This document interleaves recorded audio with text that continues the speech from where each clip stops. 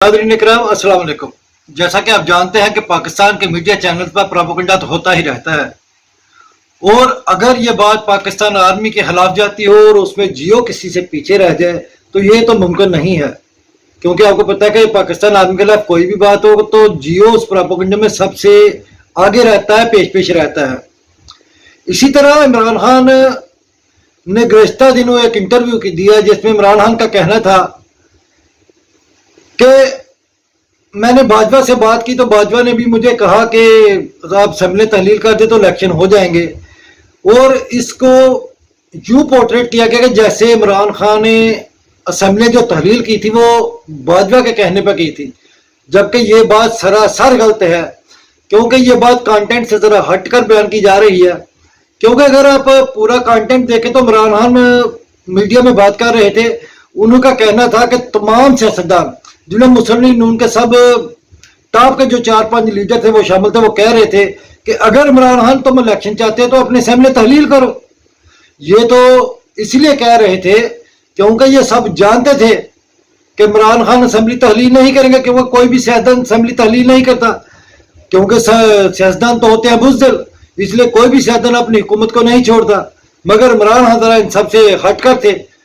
इन लोगों के बार बार कहने पर इमरान खान ने फैसला कर लिया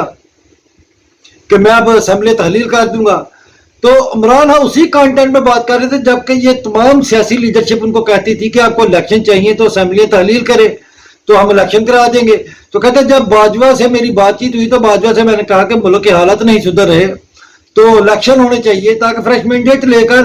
पाकिस्तान में सुकून हो और उस माहौल में पाकिस्तान की तरक्की के रास्ते खुल सके। तो बाजवा ने कहा कि अगर तुम, बल्कि बाजवा ने कहना क्या था, बाजवा ने बस एक मशवरे के तौर पर मैंने बात की तो उन्होंने कहा कि अगर आपको चाहते हैं कि इलेक्शन हो जाए तो आप असेंबली तहलील करो तो इलेक्शन हो जाएंगे। मगर इसको जियो ने यह प्रोपेगेंडा किया कि जैसे इमरान खान असेंबली तहलील जो की थी इमरान खान ने वो सरासर बाजवा के कहने पर तहलील की थी, जबकि ये एक प्रोपेगेंडा है। इमरान खान का कहना ये बिल्कुल नहीं था। इमरान खान का तो कहना था कि बस मैंने एक बात की और इस बात के जवाब में मुझे बाजवा ने ये कहा, जबकि जियो वाले ये प्रोपेगेंडा कर रहे हैं कि जैसे ये असेंबली तहलील ही बाजवा के कहने पर की गई हो। एक और आइडियो लीक कर दी गई है, और ये आइडियो लीक है जो सुप्रीम कोर्ट के चीफ जस्टिस हैं, जो उनकी मुबैना तौर पर कहा जा रहा है एहसास के बारे में, मगर ये आइडियो लीक गलत है और ये जोड़ तोड़ कर बनाई गई है। एक बड़ी सी ऑडियो को जो काट कर छोटा छोटा करके ये ऑडियो बनाई गई है। तो सुप्रीम कोर्ट में बारहा कहा जा चुका है कि वाने सदर महफूज नहीं है, प्राइम मिनिस्टर हाउस महफूज नहीं है, और यहाँ पर एजेंसियां जो है वो फोन टेप करती हैं और फिर उनको काट छांट करके एक ऑडियो बनाई जाती है जो कि लोगों के खिलाफ इस्तेमाल की जाती है। मगर सुप्रीम कोर्ट ने कई केस इसके मौजूद हैं अदालत में, मगर सुप्रीम कोर्ट ने कोई भी केस नहीं सुना। तो अब ये आग है जो वो सुप्रीम कोर्ट के घर तक पहुंच गई है, क्योंकि जब तक आप इंसाफ मुहैया नहीं करेंगे तो वो आग तो आपके घरों तक पहुंचेगी। क्योंकि फोन टेप करना एक गैर कानूनी अमल है, और पाकिस्तान की पीटीआई के एक रहनुमा वफाद चौधरी अब साहब उनको जानते हैं, वो कह चुके हैं कि गैर कानूनी फोन टेप करना इसकी सजा 3 साल तक हो सकती है। और अब ये फोन टेप करने की जो आग है वो ये सुप्रीम कोर्ट के घर वालों तक पहुंच चुकी है। इसलिए सुप्रीम कोर्ट को चाहिए कि जल्द ही इस किस्म के जितने भी केसेस अदालत में मौजूद है उन केस को सुने और इस बात पर कुदरत लगाई जाए कि ये गैर कानूनी तौर पर आप किसी की फोन टेप नहीं कर सकते, और अगर किसी सिक्योरिटी बना पर आपको फोन टेप करने भी है तो फिर उनको यूं मंजर आम पर लाकर लोगों को ब्लैकमेल करने के लिए इस्तेमाल ना किया जा सके। इस बारे में जरूर कुछ ना कुछ होना चाहिए, वरना ये आग आप लोग के घरों तक जरूर पहुंचेगी।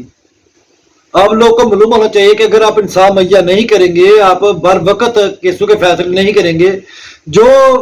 अदालतों में जितने भी केस आते हैं अगर आप उनकी सुनवाई नहीं करेंगे तो फिर ऐसे काम तो पाकिस्तान में होते रहेंगे। आप अभी देख लेगा पाकिस्तान का साबका प्राइम मिनिस्टर है, वो एक केस दर्ज कराना चाहता है अपने कत्ल की साजिश की एफआईआर, तो वो उसकी एफआईआर के कहने पर दर्ज नहीं होती। अरशद शरीफ को शहीद कर दिया जाता है, उसकी वालदा के कहने पर जिन लोग पर वो एफआईआर दर्ज कराना चाहती है वो एफआईआर दर्ज नहीं की जाती। अगर ये काम ऐसे ही होते रहेगा, कल को अगर आपको जरूरत पड़ी तो फिर ये काम फिर भी नहीं होगा। اور پھر جب آپ لوگوں تک یہ بات پہنچے گی تو پھر آپ کو پتا چلے گا کہ انصاف وقت پر مہیا کرنا اور پاکستانی کے لوگوں کی جو درخواستیں ہیں ان پر عمل درآمد کرنا کتنا ضروری ہے۔ آپ مسنگ پرسن کے کیس ہی لے لیں، ان کی درخواستیں کب سے آپ کے عدالتوں میں موجود ہیں لیکن کوئی بھی ان کی سنوائی نہیں ہوتی۔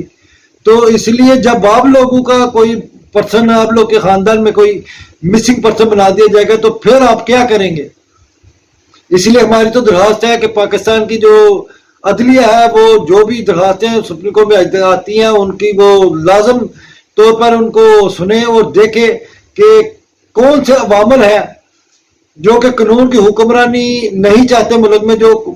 قانون کے خلاف کام کرتے ہیں اور ان کا سدباب کیا جا سکے۔ عمران خان کا کہنا تھا کہ ابھی تک کسی بھی پارٹی نے ان کے ساتھ مذاکرات کے لیے رابطہ نہیں کیا، کیونکہ پیپل پارٹی اور کچھ دوسری جماعتیں کہہ رہی تھی ہم پی ٹی آئی کے ساتھ انگیجمنٹ کر رہے ہیں، کیونکہ عمران خان کا کہنا تھا کہ میں نے مینڈیٹ جو دیا ہے وہ اسد کیسر کو نہیں دیا، میں نے مینڈیٹ دیا ہے شاہ محمود قریشی کو، اور جب تک شاہ محمود قریشی سے کوئی باضابطہ طور پر رابطہ کر کے بات چیت نہیں کرتا تو یہ بات سمجھ لیں کہ کوئی بھی ہماری بات چیت کسی پارٹی کے ساتھ اس بارے میں نہیں چاہ رہی۔ ان کا مزید کہنا تھا کہ اگر اسمبلیاں ہیں جو تحلیل کر دی جاتی ہے، قومی اسمبلی جو موجودہ حکومت کی ہے وہ تحلیل کر دی اور پھر الیکشن پر اکٹھے ایک دن میں الیکشن کرانے پر بات چیت ہو تو یہ الیکشن ہم جون یا جولائی کی ڈیٹ تک ہم جا سکتے ہیں، مگر اگر اس کی بھی پیروی سپریم کورٹ آف پاکستان کرے اور ہم کو guarantee supreme court of Pakistan دے کہ جب یہ ڈیٹ مقرر کریں گے وہ الیکشن ہوں گے تو پھر ہم اس کے بارے میں بات کر سکتے ہیں، کیونکہ وہ کہتے ہیں کہ ہم جانتے ہیں کہ یہ موجودہ حکومت صرف ڈیلنگ ٹیکٹکس استعمال کر رہی ہے مذاکرات میں اور ان کا سنجیدگی کا کوئی بھی ارادہ نہیں، کیونکہ یہ سنجیدہ طور پر بات چیت نہیں کرتے۔ عمران خان کا کہنا تھا کہ ممنوعہ فنڈنگ کیس میں یہ مجھ کو نااہل کرنا چاہتے تھے، جبکہ ممنوعہ فنڈنگ کیس جو ہائی کورٹ نے ختم کر دیا ہے اور ممنوعہ فنڈنگ کیس بالکل ایک فراڈ تھا، اور اب یہ چاہتے ہیں کہ مجھ کو یہ نااہل کریں گے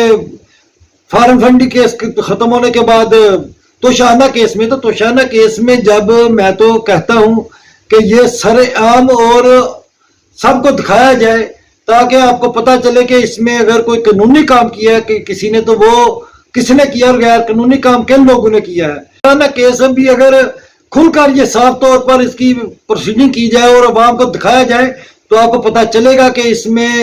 درست کام اور قانونی کام کس نے کیا، غیر قانونی طور پر یہاں سے اس سے چیزیں کس نے لی ہیں اور کن لوگوں نے یہاں سے گاڑیاں لی ہیں، تو پھر تو یہ خود ہی پھنسیں گے اور توشانہ کیس میں مجھ پر کوئی بھی چیز یہ غیر قانونی ثابت نہیں کر سکیں گے۔ عمران خان کا کہنا تھا کہ لیول پلینگ فیلڈ کی جو بات کرتے ہیں، یہ کوئی لیول پلینگ فیلڈ کیا ہے؟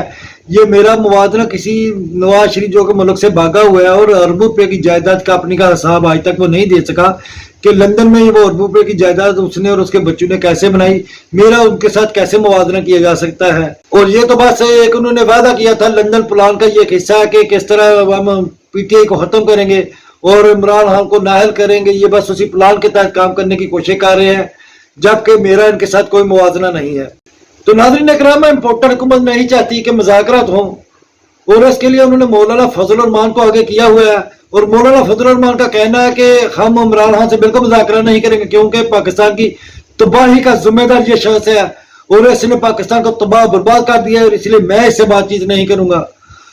اب مولانا صاحب کو کون سمجھائے گا کہ مولانا صاحب جب عمران خان کی حکومت ختم کی گئی تو ڈالر 178 روپے کا تھا،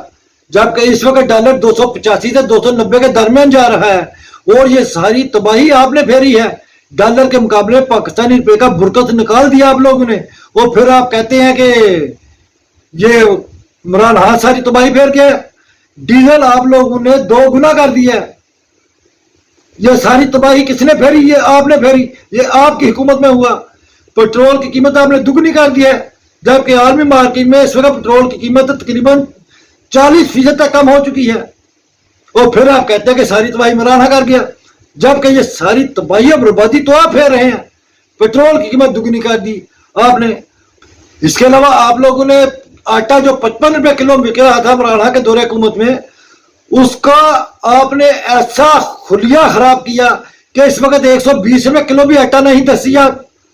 اور پھر آپ کہتے ہیں کہ یہ عمران خان بیڑا گرک کر گیا۔ مولانا اس بات کو سمجھے کہ اس کی ساری ذمہ داری آپ لوگوں پر ہے، پاکستان کا بیڑا گرک آپ لوگ کر رہے ہیں۔ تو مولانا فضل الرحمان صاحب یہ ساری تباہی اور بربادی آپ لوگ پھیر رہے ہیں.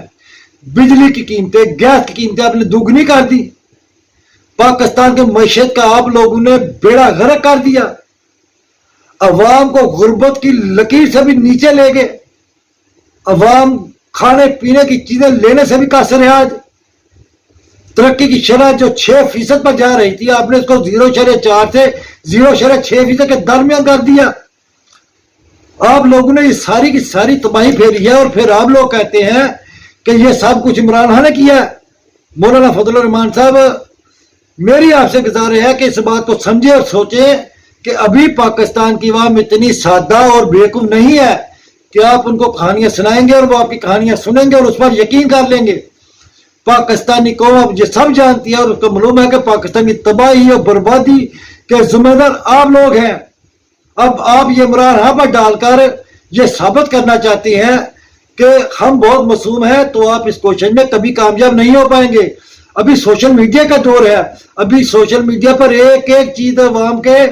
کانوں تک پہنچتی ہے. عوام سب جانتی ہے کہ پاکستان تباہی اور بربادی کون لوگ پھیر رہے ہیں. اسی لیے آپ لوگ الیکشن پر بات کریں، مذاکرات کریں اور پاکستانی قوم کو اس عزیز سے نجات دلائیں، ورنہ آپ کو شرمندگی کا سامنا کرنا پڑے گا. ویسے تو آپ لوگ کو شرمندگی نہیں ہوتی، کیونکہ شرمندہ ہوتے تو ایسی باتیں آپ کو کرنے کی ضرورت ہی نہیں تھی. اس کے علاوہ عمران خان کا کہنا تھا کہ اگر الیکشن نہ ہوئے سپریم کورٹ کے کہنے پر تو میں عوام کو سڑک پر لے کر آؤں گا اور پھر یہ فیصلہ عوام سڑک پر کرے گی. 90 روز کے اندر الیکشن کروانے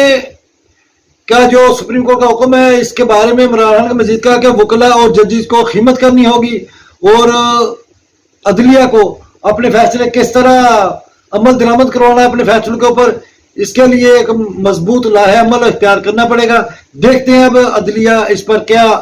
لاہ عمل اختیار کرتی ہے. اللہ پاکستان اور پاکستانی کو ہمیں ناصر ہو. پاکستان زندہ باد.